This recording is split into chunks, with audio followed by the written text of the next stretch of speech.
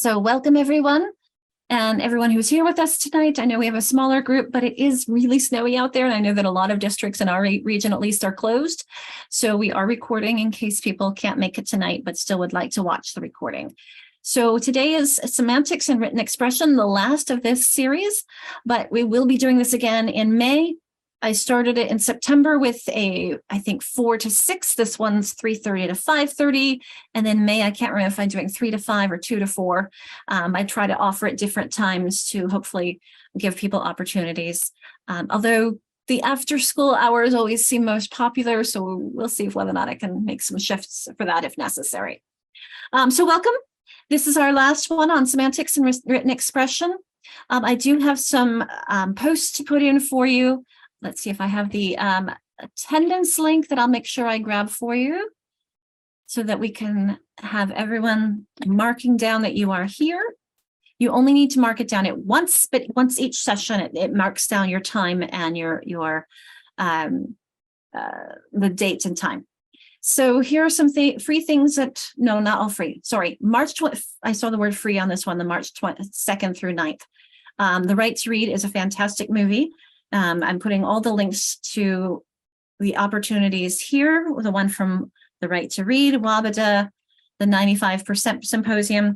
I am helping with the WABDA. I'm on the WABDA board, which is the Washington branch of International Dyslexia Association. So that will be one where we will be incorporating structural literacy into different subject area groups.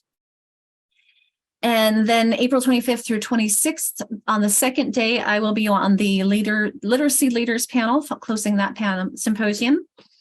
And then I will also be speaking for Council for Exceptional Children, April 29th, and I think that one is free as well. So I should add that on. Free and virtual. The other two are not. Then these are learning opportunities. Katie is mentioning she joined us through the OSPI website, so thank you. I'll put all those up there as well. And then lastly, but not least, May 11th through 12th. This is a wonderful opportunity to hear from some amazing speakers, including one who keeps telling us she's not speaking anymore. And every time I turn around, I see her speaking still. And that's the wonderful Louisa Moats.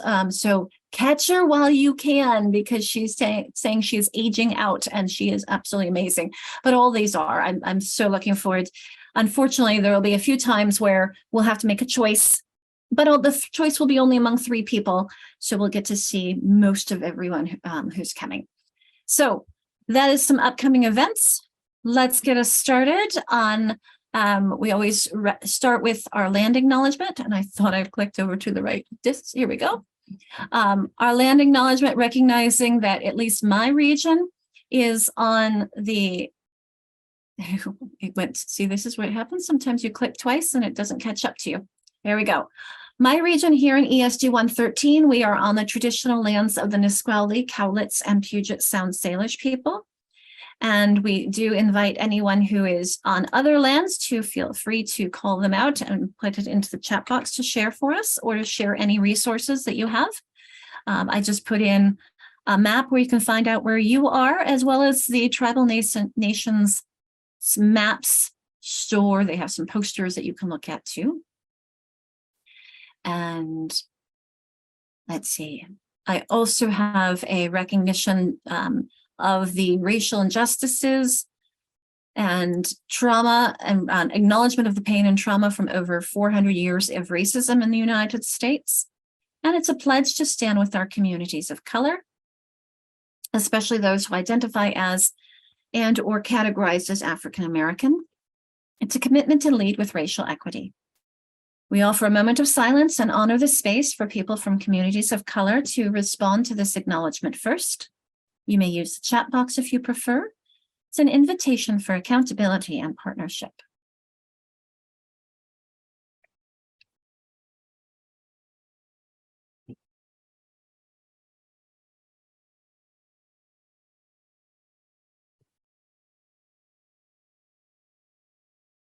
I also have a resource from, excuse me, from Juneteenth last June. Although the ASHO event is not happening anymore because that was from June. I also have a whole bunch of things from Black History Month. In fact, I'll share one of my favorite sources along with the resource to make sure everybody can access our tinyurl.com explicit literacy instruction. So those are, oops, it didn't come in clickable. Let me try that again. If I type in tinyurl.com explicit literacy instruction, click, and that should be clickable for you. There you go. In our Padlet of resources, where this is one from a dyslexia class I did, and then of course it just keeps growing, as everything old days does. There's a great area of videos, and I'll grab this Padlet and put it in for you. Videos of individuals with dyslexia, and LaDerek Horn, who was one of our keynote speakers last year at the Joyful Literacy Conference, has done a series on Black history and individuals with disabilities. So I will put in the link for that, because that's definitely, I mean, while of course I recommend all of these, I think that's a very timely one. And it is in this column right here, celebrating Black history and people with disabilities. I'm going to try to click it and get you the link without starting it. Everything's going really slowly, so bear with us. We'll pause, we'll copy video URL, there you go. Okay, so we'll continuing on to our Zoom tips for those of you who are new or need a little refresher. We recognize and acknowledge those. And everything is, again, going slowly. So we do ask that you rename yourself with your school district or your location. Katie, if you could put your city, since you said unaffiliated, I think B. DeSalvo, if I remember correctly, that's Buffy from Steelicombe. But maybe when you come, there you are. Yes, Hi. That's correct. We're still in class. Oh, that's right. I will fix yours for you. If anybody is not able to add in and change and rename on your own, please let me know and I can go ahead and do that for you. So I'm just going to put Buffy, IE, comma, Steelicombe. There we go. And that way it helps us get some community and understand who we are and where we're joining from and build in and gives us context. So to access that, you can go to your name under the participants list, go to more, and the option is rename. There also is the unmuting option, which Buffy just demonstrated for you. And the reactions button is where you can find the raise hand option, because if you're not Alessandra, Jennifer, or Katie, I can't see you do this. So unless I sometimes will take a moment to pause and scroll through. Now I can see Deborah and Megan and Kim and Chandra, but if you're not on my first six, I can only see six at a time, then please raise your electronic hand so you can stop me, contribute, participate, engage. I think that the engagement is really crucial. So that's one of the reasons why we go through these pieces, are these reminders. The view options is how you can access the annotations. Although I think there might be an option for when, if you hover over my screen, does a little green pencil pop up? If so, that's your annotations too. If you click that, it will take you to this toolbar of annotate. Cherish is trying it out. The annotations will allow you to draw, to stamp. I'm going to open up mine because I will ask you to stamp in a moment. If you're sharing screen, when you go into breakout rooms, you can use, I think it's here under the arrow, is this vanishing pen, which I find so convenient because I can just write and then it just disappears. I don't have to worry about untaking it. So I can underline or highlight or draw your attention to something. So that's all under the annotation feature, which you can access this under this view options. And this format button will change the color of whatever you're writing with or stamping with. And so you can write text this way, draw, you can get different colors, different thicknesses. And then the stamps, there are hearts and check marks and X's and things like that. So here's the first opportunity to do that is as we're talking about the teaching and learning beliefs of my agency, and I did click, really, it's just going slowly. That's feel free to annotate and to stamp or add on into either the screen or into the chat box, something that stands out to you and that really connects with you as I just kind of draw your attention to what drives us in our agency.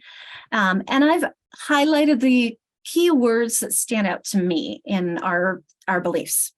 So just like Jennifer, for me, it's the building relationships. That's why I ask where you're from. I ask what you do. I love it when people come in early and we can have some informal time to chat.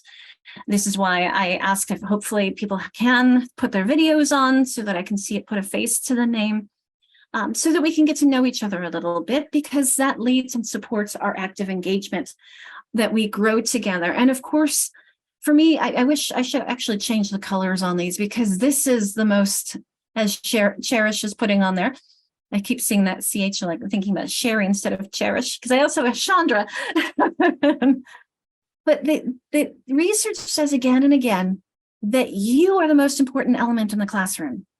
The materials, the books, those resources, those are great tools. But if you don't know how to use them, it doesn't matter. I mean, I am not one of those, I've heard of a researcher who always wanted to create teacher-proof curricula. I don't believe that exists, because every kid is different and every kid is going to challenge you in different ways. And every kid is going to make you go back to your toolbox and see what else you have in there. And no one curriculum works for every kid. But different approaches will work with our kids, and one approach will work, and that approach is the science of reading and structured literacy, because it is flexible enough for us to realize that we might need to give somebody a little bit more of a dose of this or a little bit less of a dose of that. And that's where you and your knowledge and expertise comes in. So I am not one who wants teacher-proof curricula. I want curricula-proof teachers. So that leads to everyone here being brave and continuing their learning. Pamela and I were having a chat about how lucky we are to be in jobs that supports our continued professional development and our growth. I do see some other people have come in. So as you are taking that moment, I'm going to grab our attendance link and put that back in the chat box for people who've come in afterwards. And resources and other things. Okay. All right, so there's the resources, the attendance link. I'm going to go ahead and close that off for us in 5, 4, 3, 2, 1. Thank you for engaging and contributing. Here's another opportunity. As we work together, I ask that, and I know it hasn't clicked yet, but I did click, so it is coming. I should click a few seconds before I want to talk, right? So our agreements as we work together, we ask that we have active engagement. That's the engaging piece. That we listen with open hearts and we speak, because in fact, I should change that from speak your truth to speak, to share openly, because I can't learn from you unless you share. So this is an important, it's a give and take as we learn from each other and we work together. The technology, of course, is a tool. The expect and accepting non-closure, this is a tiny introduction. This is 2 hours on each topic that, frankly, there are books and books about each one. But it's a start. It's a place that we can start getting on the same page on things. The technology, and then, of course, most importantly, let's give ourselves and each other grace. As somebody was asking me to be patient, I said, I think I'm without a co-host today. If I'm wrong, somebody speak up. I don't know. I haven't talked to Nina in a while. So I think I'm on my own, and I'll need you to be patient with me as I'm patient with you. So thank you all. And if there's anything I'm missing that's important to you, please put it into the chat and we'll share that way as well. Okay, I do have some guideposts along the way to help us recognize when we are engaging, when we are, there are activities and handouts that I can provide for you, when we'll have some time to reflect, where you'll have the opportunity to talk, to verbalize, to internalize, and to process orally. And then we'll have some practical strategies and resources for you as well. So these are the goals, just to remind us of what we've been trying to do. And I'm just going to give us a moment. I should have put this into a Jamboard page just to think, how well have we been reaching these? Have we been deepening our understanding about explicit structured literacy instruction and how that applies to teaching emergent readers and those who struggle? Have we been expanding our knowledge of In phonology, remember we talked about not phonology in one of the early days, orthography, etymology, morphology, syntax, and today we're going to be talking about semantics. And have we been gaining some strategies to apply this knowledge just to support our students' reading growth? So toward that end, this is the outline on the next slide. And I see a couple things coming into the chat. And this is what I'm just going to pause and invite you to bring to the front and bring to the group something that's been kind of rolling around in your mind, something that stood out to you in any of the other sessions that you want to make sure comes up for people who haven't been with us every class, or something that you've been thinking about and want to just process verbally. So I'm going to stop talking for a moment and open the floor to anybody else who'd like to either verbalize or question or contribute.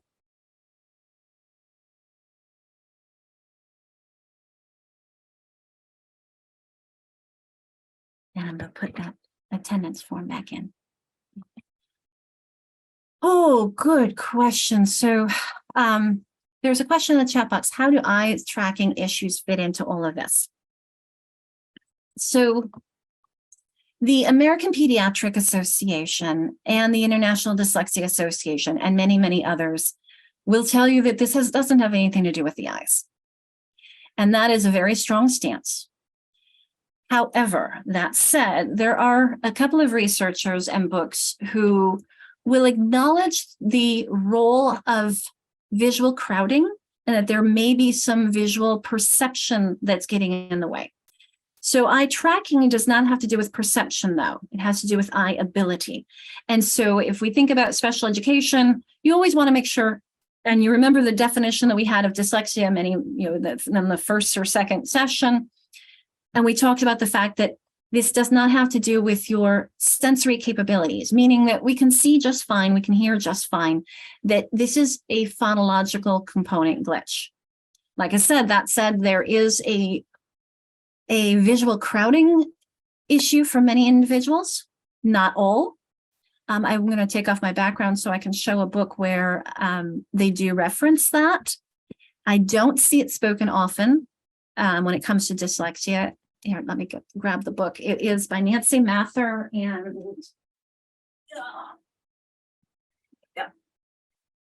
Nancy Mather and Barbara Wendling, Dyslexia Assessment and Intervention. The other one who speaks of it often is Hugh Katz. He will be one of our speakers at the upcoming event in May. And he always, I see it briefly, he mentions it in one slide, which is talking about the visual crowding.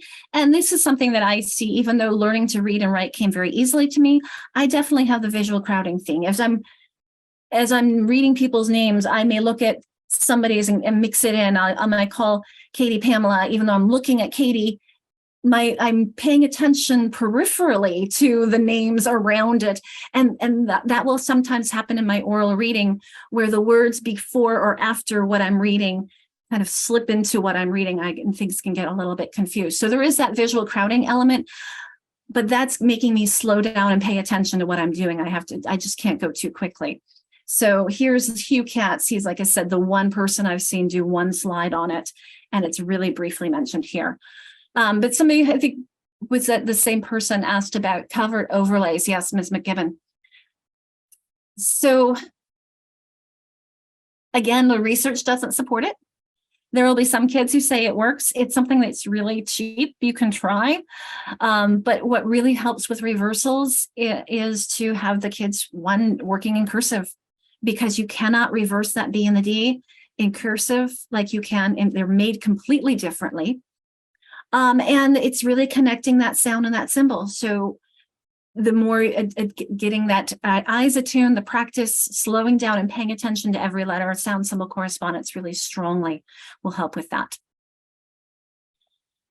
And then Trina, one theme you've been pondering, how to leverage the use and analysis of patterns. This is the most important thing. Engaging students in recognizing and using patterns generally seems to be a stronger pedagogical practice than teaching the rules. Definitely agree with you. This is why, Trina, while I'm looking around to see if I have it at home. That other book, it's right here. Uncovering the Logic of English by Denise Ide, E-I-D-E. Yes, Erland syndrome, definitely. Thank you about that. Denise Ide, Uncovering the Logic of English, is great for us to learn, but I would never use that with my kids because she has like 100 and something rules or 75 rules. And just to me, it's way too much and it's too overwhelming. And that's exactly, Frina, I want them to recognize the patterns, the statistical regularity of our language. And yes, there are some outliers. OUGH is a crazy outlier. It doesn't happen all that often. So let's recognize that OUGH is going to be ow or o, and we're going to have to flex it. And this is where we teach you to remember the letter sound flexibility. But that's something they have to think about all the time anyway. I mean, even in the very first words they're learning, when they learn his and is, they have to learn that S doesn't always represent S. Sometimes it represents Z. And that just starts them at recognizing that we're going to have to flex some of our sounds. Okay, I've talked too much. Somebody else, one more. Somebody want to unmute before we go on? I'll go back up to our outline. And take a sip. Anyone else? You can unmute. You don't have to make me read it from the chat. Attendance. Yes, I'll grab that. That you can unmute for. You can, but.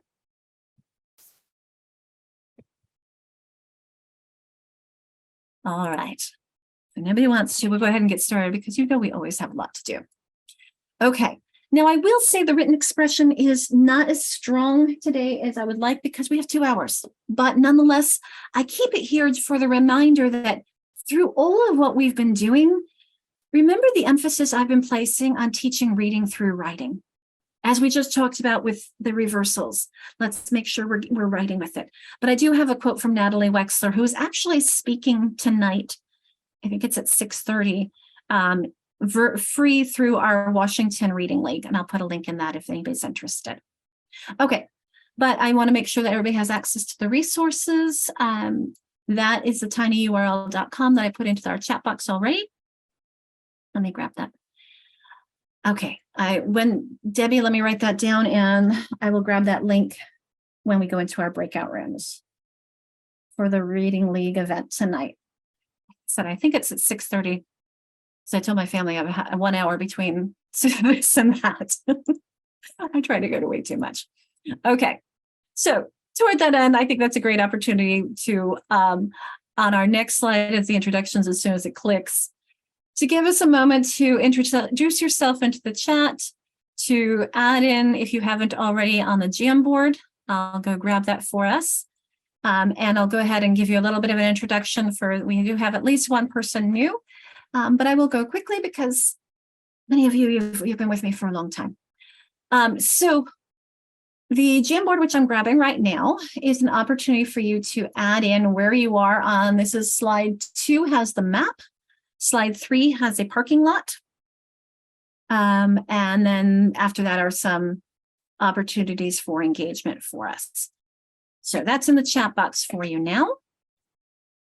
The pictures you see here are from actually when I was at the Reading League, no, it wasn't this last time. That was just before COVID. It was 2019.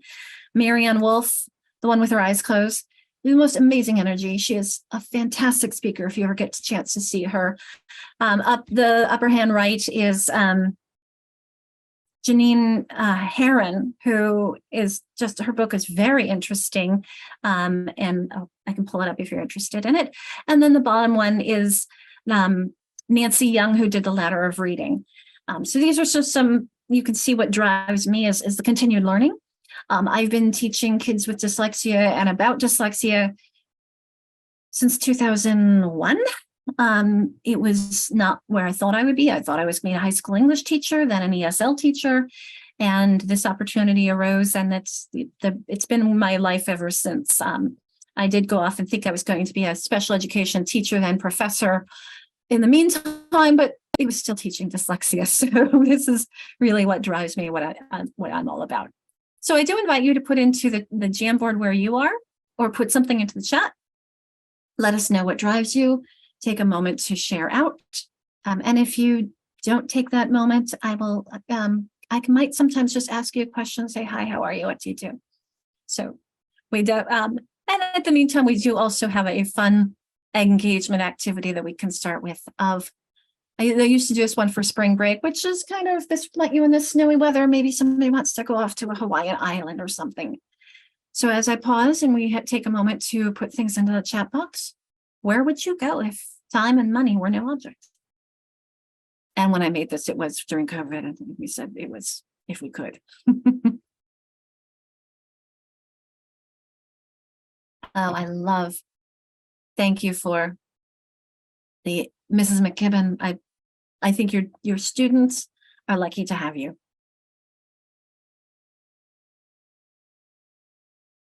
It's fun seeing where people would go. Let's see. Last year for spring break, I got to go to Greece with my son, a middle school class group, and that was amazing. It was lots of fun. But Jordan is definitely on my list. This is fun getting our right brains going a little bit. Get out of the snow for just a moment. Thailand, Vietnam, Bali, Japan, a cruise, Galapagos Islands. A funny story, MC Horrigan, about going to Africa. I spent 2 years as a Peace Corps volunteer in Morocco. And sometimes when I would be, especially Tangier, was it Tangier, I think? Yes, right across the border from Spain. And I remember when somebody getting upset because we were taking a picture of one of the markets, and someone said, no, this isn't Africa. And I'm thinking, have you looked at a map? We all have our different perceptions, don't we? So thank you, and a little bit of fun. Keep it going if you'd like. If you haven't had a chance to contribute, take a look and see what others would like to do. And this is the summary of or the data from our pre-assessment that we did, or our survey throughout this series. So there were 87 respondents, and I know that we do not have that many people here with us today, but we have nearly half of that, which is fantastic. We had 40 a moment ago, but people come and go as they can. So I definitely appreciate that. But I like to share this because I like us to see the heterogeneous nature of this group. So this is just this group. And if you'll notice, we have some people who are saying, I'm not really comfortable. In fact, that's our biggest group with semantics. I might have to look up see what that term means. And other people down here at number 10 saying, I'm really comfortable with that, but I could always learn more. And so we've got everything in between. So I think that heterogeneity is important for us all to recognize and honor and be graceful with. There's always more to learn. And speaking of, this was a quote that I found from, I mentioned Natalie Wexler. I'm going to put the links that when I found this, there are 3 links in here that she had references to her source. But as I'm putting those in, may I get a volunteer to read for us this quote? Pausing, of course, in this today, we're going to be talking about pausing at the phrases, but it's a pre-assessment. If I'll have a volunteer who will pause it nicely for us and read us this quote. Do I get a volunteer? Thank you, Melody. Okay. All right, from Natalie Wexler. Studies have found that when students write about what they're learning in any subject, it boosts their understanding and retention. Cognitive science helps explain why. A powerful way to get information to stick in long-term memory and ensure you can retrieve it is to recall it and explain it to someone else, putting it into your own words. That's basically what we do when we write. Thank you, Melody Ray. Fantastic. Very nicely paused. And you can see that this is what we're talking about, what I said earlier, teaching reading through writing. It's teaching, when we're writing, we're putting those processes together. We're thinking about what we've been reading, and we're thinking about what we've been experiencing. We've been retrieving this, recalling it, and then we have to put it into writing, and that's takes so much. It's very, very complex, and it takes so many different skills. Then we think of, reading is an active skill, but it's still a more passive than writing, because I'm taking somebody else's words and I'm trying to decode and figure out what those are on the text, and then make sense of it and understand and put it all together. But with writing, I'm taking my own ideas and I have to organize them. There's a lot more that goes into that, doesn't it? So as we're talking about structured literacy, and we're going to, like I said, this language comprehension piece, this is the last pieces we're putting the pieces together. And I'm just going to put up, remember, we had our quote here, our equation, language comprehension times word reading equals reading comprehension. And this is, and sometimes I actually will highlight these, but our word reading, remember, relied upon our phonemic awareness, our phonics, and our individual word reading relied on our vocabulary and morphology as well.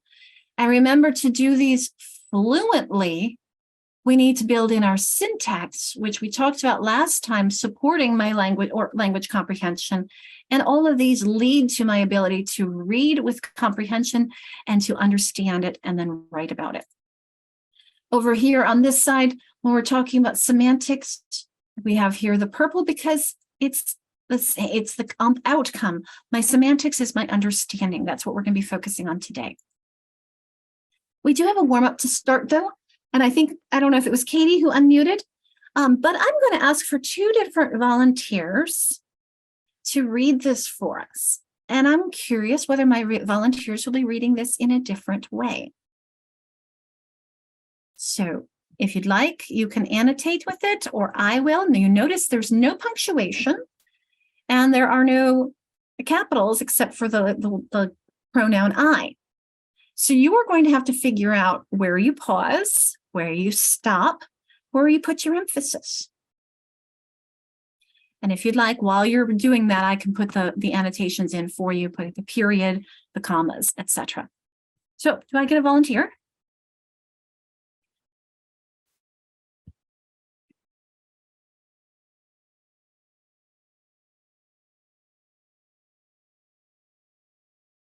Somebody else was about to talk earlier. Deborah, are you volunteering for us?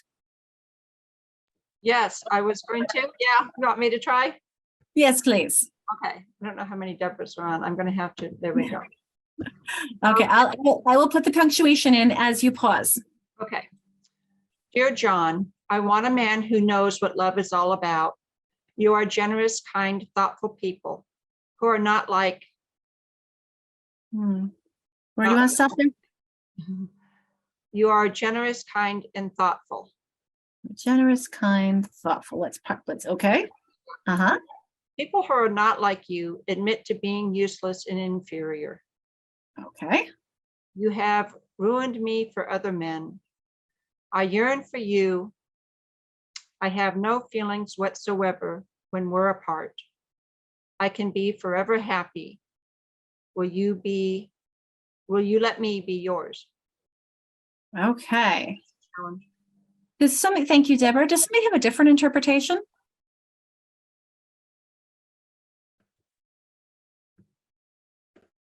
Anyone see it this way? Dear John, I want a man. Who knows what love is all about? No, sorry. Who knows what love is? Let's put it there. All about you are generous, kind, thoughtful people who are not like you. Admit to being useless and inferior. You have ruined me. For other men, I yearn. For you, I have no feelings whatsoever. When we're apart, I can be forever happy. Will you let me be yours, Gloria? Do you see how the different intonations change the message completely? This is, I'll see if I can still have this 2 versions of this, but it can be just the way where we pausing, where Deborah knew. So for Deborah read, it was a love letter, didn't you? Mine was not, was it? What was that, Deborah? You're muted again. Yes, yeah. Kind of, it was like, talking about the kind of man she wants. And I guess she was, yeah. It's more like, it's a Dear John letter saying, you are amazing versus mine is. But so this is the point where we're thinking about that semantics is not just the individual words. That is a lexical semantics. It's crucial and important to talk about vocabulary, but it's also how those words are used, phrased, where we pause. And I mean, if I said, I want a man who knows what love is all about, that's very different from, I want a man who knows what love is all about. So the phrasing that we're doing shifts our idea. And that's one of the reasons why we pay attention and teach our kids to use the punctuation. But they have to understand why we're pausing and how we're pausing. And if we say, I want a man who knows, and it's the phrasing piece that takes us to more fluent reading, but it also helps us understand what we're reading. Yeah, somebody just put up the Eat Shoots and Leaves, and there's several of those out there, and I like to gather up all those books. I love those too. I have both the Eat Shoots and Leaves, the adult version and the kid version. If you aren't familiar with those, everyone, I'll grab. I never heard the adult version. Oh, the adult one is a small, very novel-like size. That one's not easier to grab. This is the Eat Shoots and Leaves, which is why commas really do make a difference. Mm-hmm. And it'll have things like like where you see that one, for example, eat here and get gas. Yeah. Versus eat here and get gas. you get the idea. I also grabbed another fun one since last time we talked about etymology. This one is extremely cruel. You don't really want to give this to your kids with dyslexia, but my daughter loves it. Jennifer, have you seen this one before? P is for pterodactyl. It's all about those silent letters, like H is for air. Oh, okay. I is not for I. K is for night. J is for lie. So it's all those silent. T is for tsunami. Those difficult ones with history. Okay, but when we're talking about the skills and knowledge, so if you remember the reading rope, getting some feedback. Okay, Deborah, feel free to unmute when you'd like, but we were getting some noise, so I went ahead and muted you.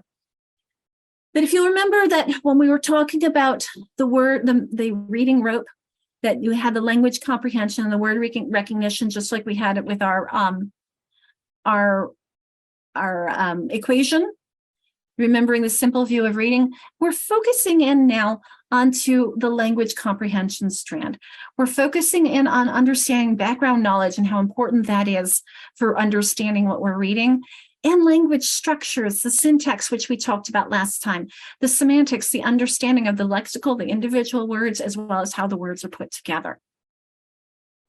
Okay, so one of the things that we want to talk about with structured reading comprehension, and this comes from, I have it on the next slide, not Natalie Wexler. It's the Reading Comprehension Blueprint, Nancy Hennessy. Nancy Hennessy's work is amazing. I highly recommend the Reading Comprehension Blueprint. I can go grab it for you, but I'll do that while you're in a breakout room soon. But a couple of tips, and of course, this is again the reminders for us. We know that we want to think about before reading, during reading, and after reading.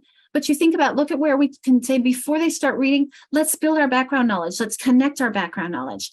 Let's make sure that we talk about the vocabulary so that we're building that background knowledge. That's that lexical semantics I'm talking about, the word level understanding.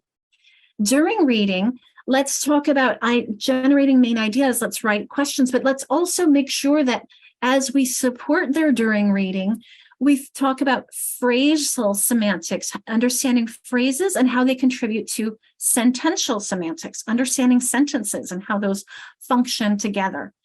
And then after reading, how you go back to those vocabulary words. Let's summarize it.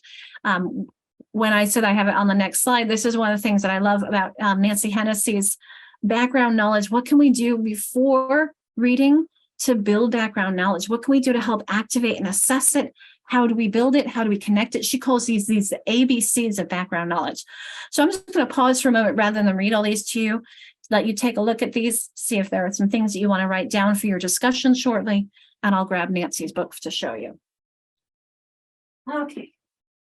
It's in the car from when I went last out to a district, but I do have Natalie Wexler's The Writing Revolution. So that will be one, she's the speaker tonight. And here's the one by Janine Herron, Making Speech Visible, which was a very speech to print approach on learning your sound symbol correspondences. Okay.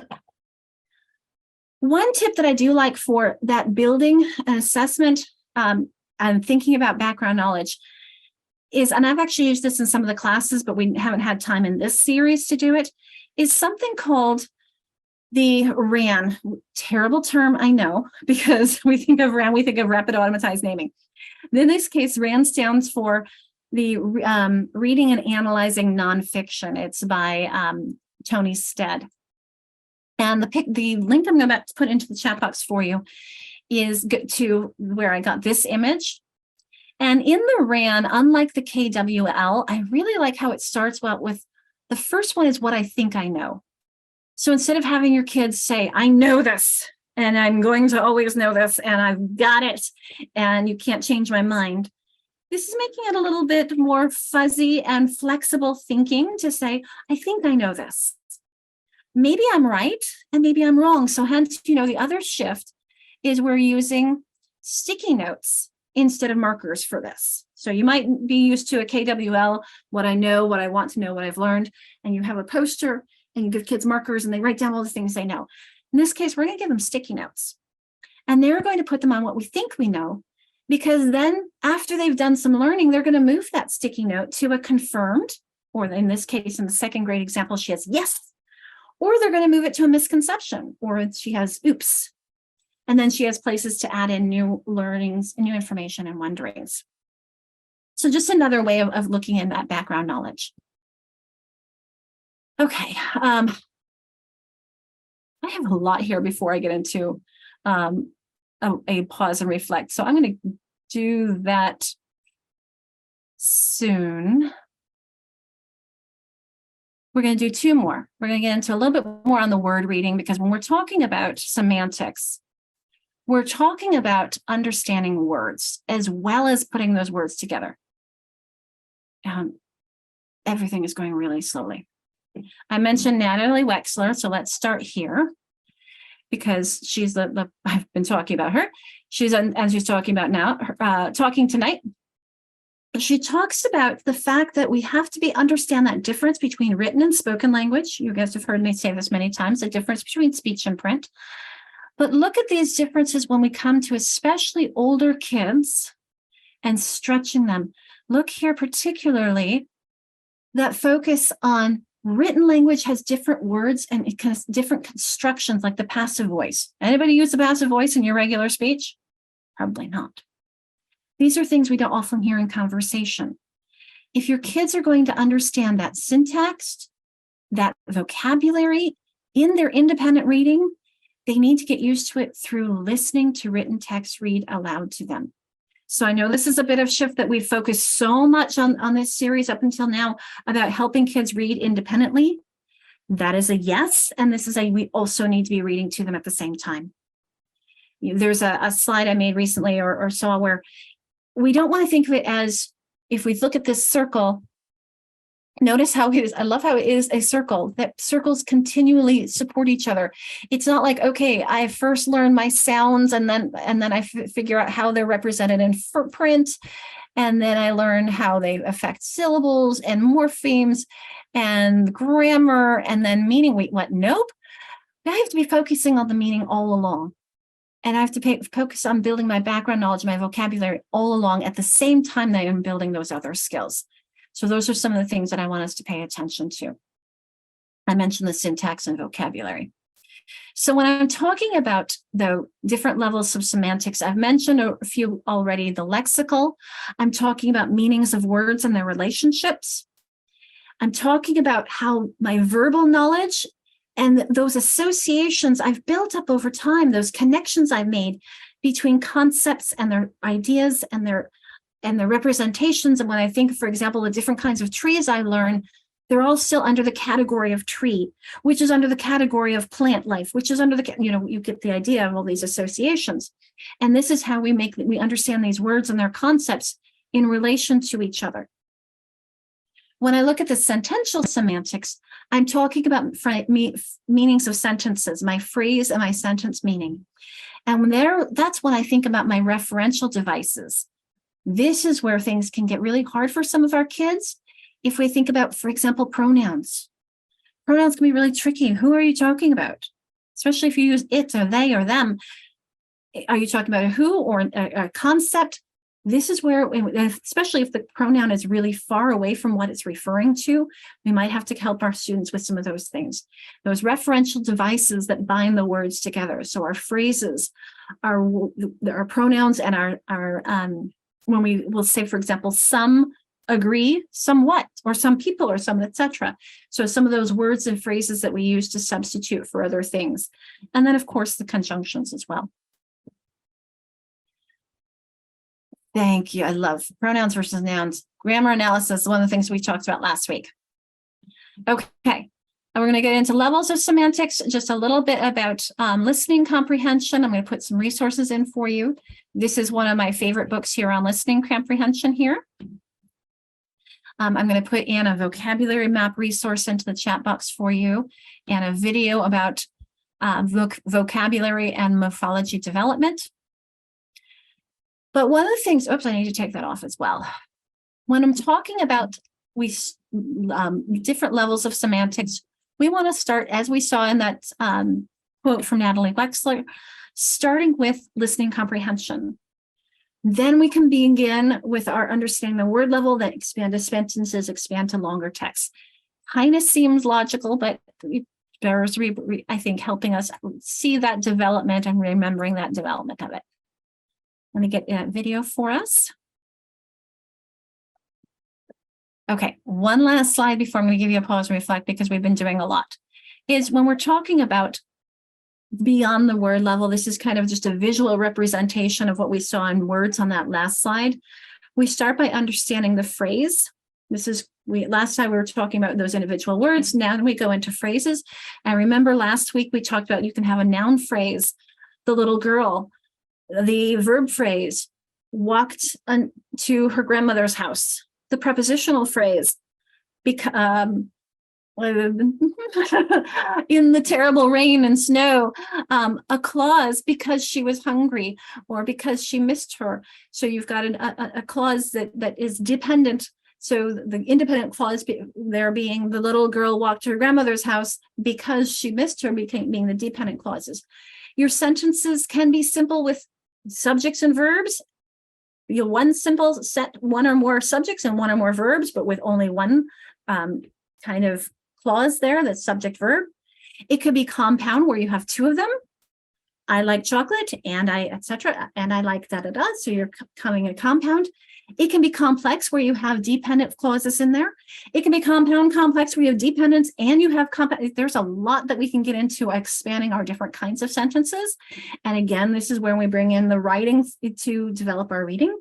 To help us understand that complexity in our reading, we develop it through our writing. And then, of course, different kinds of text. So you can see the progression of going from individual words to phrases to clauses to sentences to text.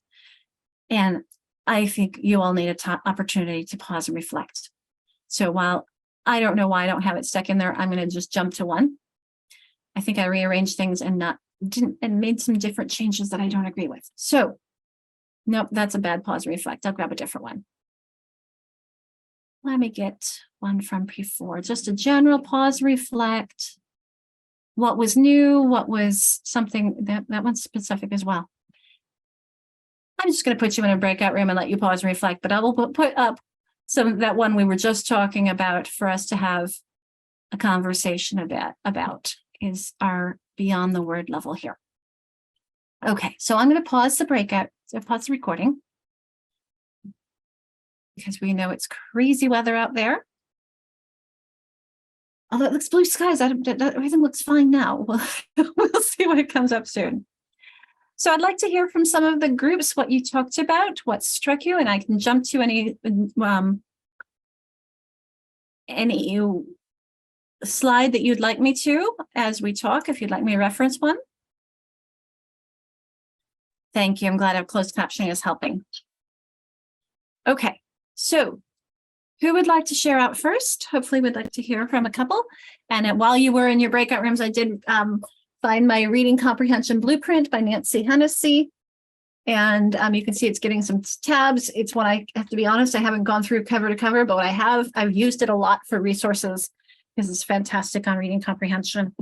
And then here's the other one that I showed earlier, The Phonemic Awareness in Young Children by Marilyn Adams, Barbara Fornberg, Ingvar Lundeberg, and Terry Beeler.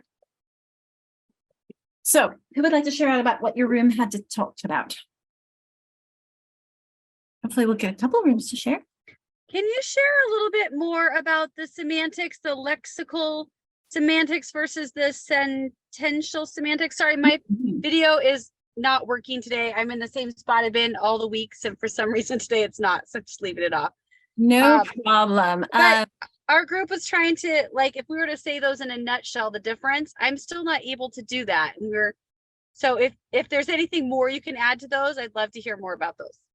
So the word level, and these were a couple that I felt like were misplaced, and I think I'm going to go back to actually bring these in. So that's a great place to start, Debbie, is when we're talking about the word level, if you remember that we've talked about the phonemes, we talked about phonology, we talked about orthography.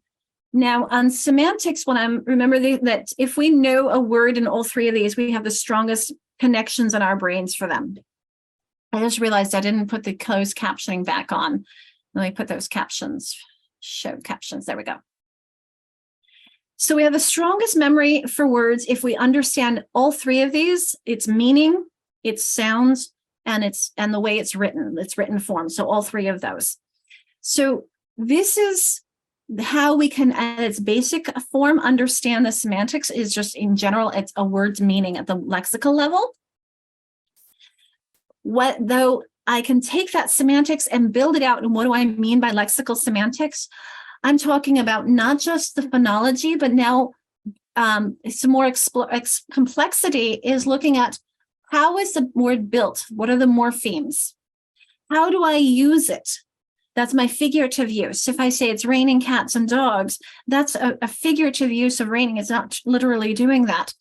What's the semantic category? That would be the overarching category. So remember, I was giving you examples of trees. If I know a larch and a pine and a Douglas fir or evergreen versus those are all kinds of trees, which are all kinds of those. So the semantic category would be trees. Or if I'm talking about lakes and rivers, etc., those are bodies of water. That would be the semantic category. The syntactic category will be the grammatical part of speech that it's playing in the way it's being used now. So, for example, bat could be in the syntactic category of nouns, but it could also be in the syntactic category of verbs if I'm saying it's something I'm doing. He bat the ball, he batted me over the head. Then the connotation is how the word, so the figurative use is how I'm using it figuratively, but connotation is how it feels. So a denotation, if you think of the dictionary definition, is a denotation. The connotation is the feeling of it. So think of the difference between, for example, skinny and thin. We have a different feeling, or pushy and aggressive. If you looked them up in the dictionary, they're pretty close to being the same thing in synonyms, but there's a different feeling if you call a politician pushy versus aggressive, or a female. You think about the way we talked about female politicians versus male politicians, or even politician versus statesman. It has a different feel to it, and so that's the connotation, is the feeling piece. Does that help, that Debbie, on the lexical piece when we talk about semantics? Yeah, I mean, what you said made a lot of sense. The slide that I was unsure about was the lexical semantics versus the sentential semantics. Yeah, that was the one. Lexical is at the word level, sentential is at the sentence level. Oh, okay, thank you. Just using some 50-cent words there for you. But we've got that suffix AL there in both of them, making them adjectives. Lexical having to do with words, sentential having to do with sentences. And thinking about, we're starting with the word level, then we build up as we go here. So we talked about starting with listening, then we go to the word level, to the sentence level, and we represented that during this slide is going beyond the lexical level to the sentential level. Thank you, Debbie, for starting us off and getting me to a couple other slides to add in there. How about someone else, another group? What did you talk about?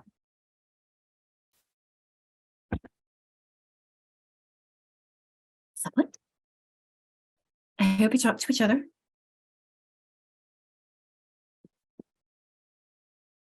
I should remind you next time we go into groups to choose someone to talk to for your group. Or all of you go, not it. Go ahead, Bree. Nope. I'll go ahead. We just talked about how kids need to hear us read. They even talked about the middle school level needing to hear the written text, and they don't really hear it. And also one of them just spoke about how we turn on these readers and let them read to them instead of us actually being there and them getting the importance of hearing it and us reading it. Because when you turn something on and you walk away, you're doing something else, you're making it unimportant. So the student thinks it's unimportant. Why do I listen? The teacher's, it's not big a deal to the teacher.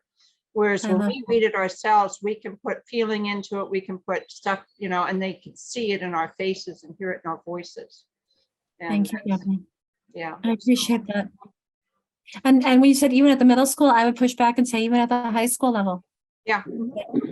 We should be always listening to texts that are beyond our ability to read on our own. We did talk in my group about just kind of this series as a whole, and just the plethora of resources that you provide, and I know it's a snippet each week, but just being able to take bits and pieces and use them in our two of us were doing intervention type groups, and just being able to pull things and resources and use them and seeing how that is making a difference with kids, and they're understanding things and they're growing, and the progress monitor shows it. And so it's exciting. I'm thrilled to hear that, because that's what we do is we support that. I appreciate that. One other? I'm glad it's beneficial. Let's get into the during reading piece, because one of the things that as I mentioned, you saw me doing, and Deborah, when we were reading this passage, the other passage earlier, is we were pausing at the phrases. And Deborah, you're talking about the intonation, but it's also how do your kids learn to read phrase by phrase instead of word by word? And so I'm going to demonstrate one of the ways that we do this. This is called structured reading. So this is a Slingerland approach, and I'm going to have the video of, we're going to have an opportunity to watch this in action in a moment. And then afterwards, you're going to have some passages where you want to try it. But before you had the video. Did we lose her? I think so. I'm seeing others, but I'm not seeing her. Yeah, that she was frozen. So Okay. lost you, yeah. Okay. Her name is still up there though. In our breakout room, almost all of us were having technology issues today. It was crazy. This reminds me of when we were teaching there by you go. Zoom and the kids were still there and I was kicked out of the session. Who knows what went down? I wasn't there, but they were.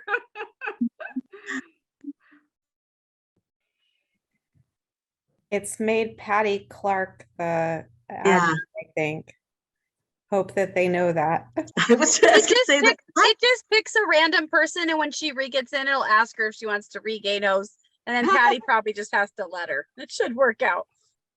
I just hope Patty is on and listening so that she'll know to do that. Did anyone else have anything they want to share from their breakout rooms, I guess? Claire McGibbon, I'll share.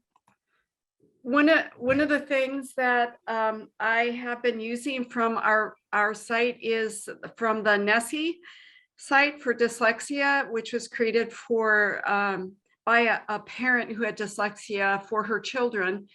What does it mean to have dyslexia? She has a whole slide deck that I sent out.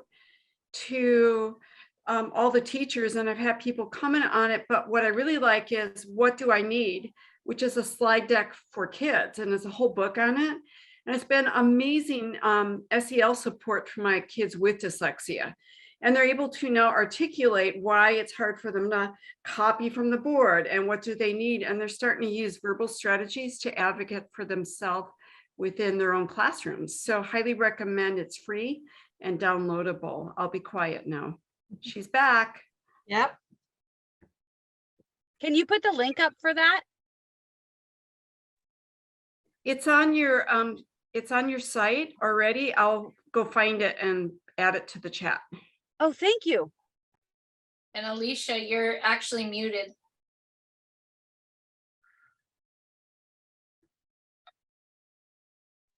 Thank you. Can you hear me now? Can you hear me? Yes. We can hear you, but you're kind of broken up and it looks like you're muted. Okay, well, I'm getting into the car. I apologize. You are an amazing group to deal with me now the second time during this session. This is not common that this happens. So if you want to just take a little break, I will be back on in about 5 minutes. Okay, 10 at the most. It takes me a 6-minute drive to get to the office. Oh, Do you want me just to put, do you want me to put like 4:48, return at 4:48 in the box? That would be fantastic. Thank you. Okay. All right. travel safely. Thank you. Appreciate it, everyone. You guys are fantastic.